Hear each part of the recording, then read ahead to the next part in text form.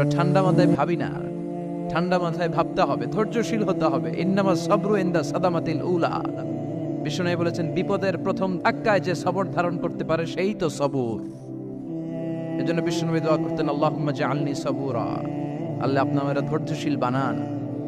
ওয়া জাআলনি শাকুরা, আপনি আমার শুকরগুজার বান্দা বানান। বিশ্বনবীর চেয়ে ধৈর্যশীল, বিশ্বনবীর চেয়ে শুকরগুজার পৃথিবীর কেউ আছে? কথা বলেন। এমন তাবৎ কোনো অত্যাচার নাই যে অত্যাচার বিশ্বনবীর উপর করা হয় নাই। বিশ্বনবী মক্কার জামিনে যখন দাওয়াত দিতে লাগলেন, ওনারে পাগল বলা হতো, বলা হতো তুমি পাগল, বলা হতো মুহাম্মদ একটা কবি, বলা হতো মুহাম্মদ হচ্ছে গণক।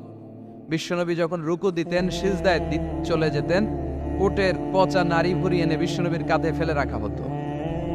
বিশ্বনবীর গলার মধ্যে রশি ধরে টান দেয়া হতো। কয়েকবার বিশ্বনবীর এই ঘাড়ের এই চামড়া ছিঁড়ে গিয়েছে, একবার চাদর টান দেওয়ার কারণে, আরেকবার রশি টান দেওয়ার কারণে।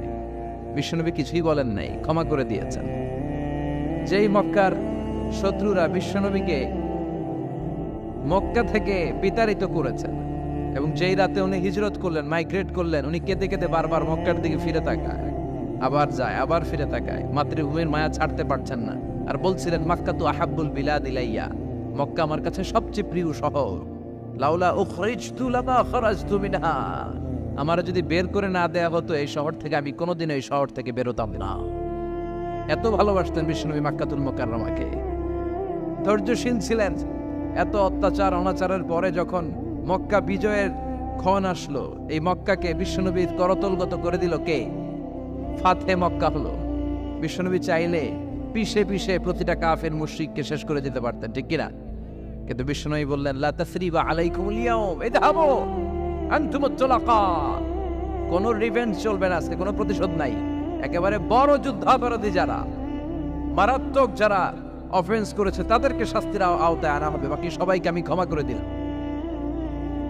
In the long history of the world, there is no instance of magnanimity and forgiveness which was showed by our beloved Prophet Muhammad when all of his enemies laid under his feet and he forgave them one and all.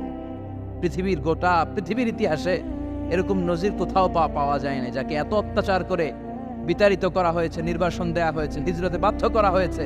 তিনি যখন ওই শহরকে আবার বিজয় করলেন, কাউকে আঘাত করলেন না, আগুন জ্বালিয়ে শহরটাকে জ্বালিয়ে দিলেন না, ওদের বংশকে নির্বংশ করলেন না, বরং মুচকি হেসে উনি বললেন, যাও ক্ষমা করে দিলাম। কি ধৈর্যশীল ছিলেন। আবার দোয়াও করতেন, আল্লাহুম্মা জাআলনি সাবুরা, আল্লাহ আপনি আমার ধৈর্য বাড়ায় দেন। ওয়া জাআলনি শাকুরা, আপনি আমার